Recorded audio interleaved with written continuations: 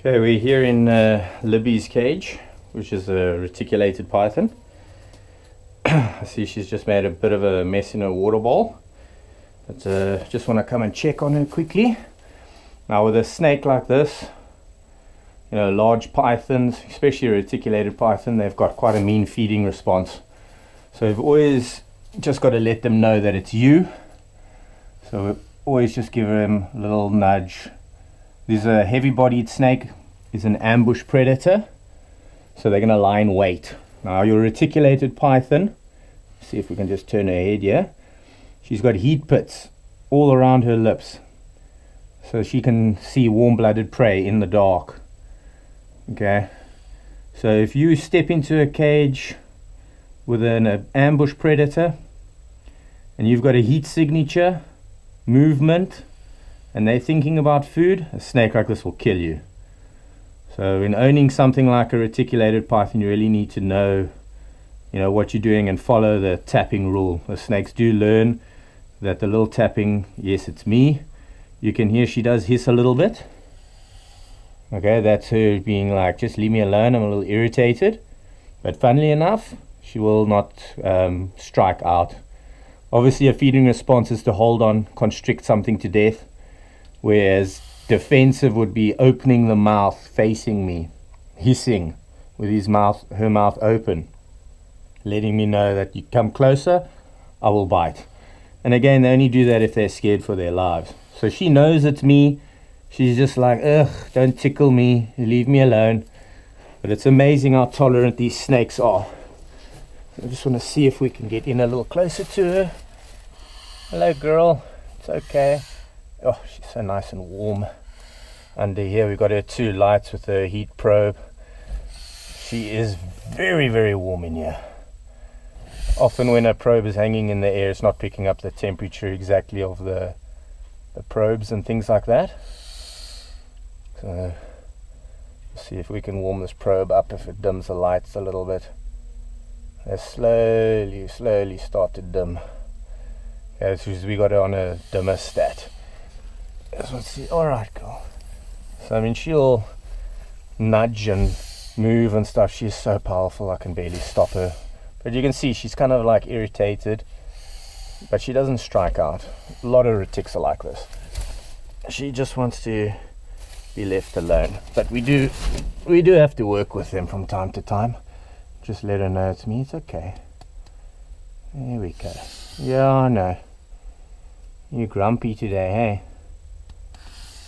It's alright. Alright, girl. She's just coming past me now. Okay, so we won't bother her too much more. It's just, obviously we do need to have a bit of interaction now and again with a snake this size. We don't want to, go a few months or something without any sort of interaction. And some snakes, not all, each one with its own personality. If you leave them for quite a long time, they can become a little more intimidated by people and movement and things like that. And also, I obviously want to check on her condition and her health and things like that. So she's giving nice, clear, heavy breathing, so we know that she hasn't got any respiratory issues and things like that. Yeah, so she's around about 5 meters long.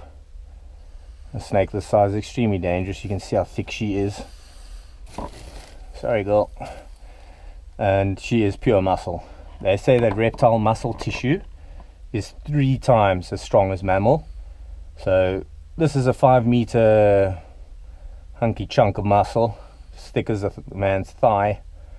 This is an extremely powerful animal.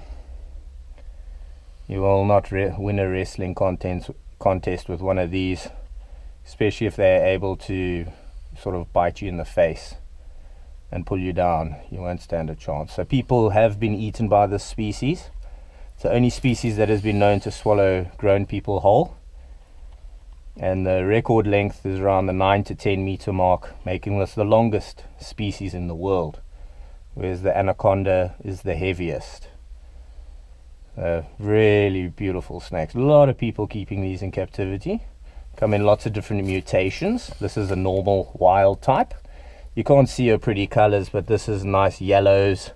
She's got actually really nice color, but under this, obviously this red light, it's not going to be so pretty. Nice light grays with the black reticulations, and that's where they get their name, reticulated python. Now many of these species, well, of the reticulated pythons are skinned every year, around 200,000 depending on which locality. They are from Southeast Asia. They're quite plentiful, but they are skinned for their skins to make handbags and belts and all that kind of thing, which is not cool. I mean, these animals are stunning. They just deserve to be left alone, respected. When we can make things that look exactly like this anyway to wear for fashion and things like that, so you don't ever want to buy real snake skins and things like that, especially when they're caught from the wild, skinned and just discarded like that. Cool. So that's Libby, our large reticulated python. We don't plan on breeding her. We just want to sort of keep her as she is and give her her meals and see what sort of size she might get to over the years.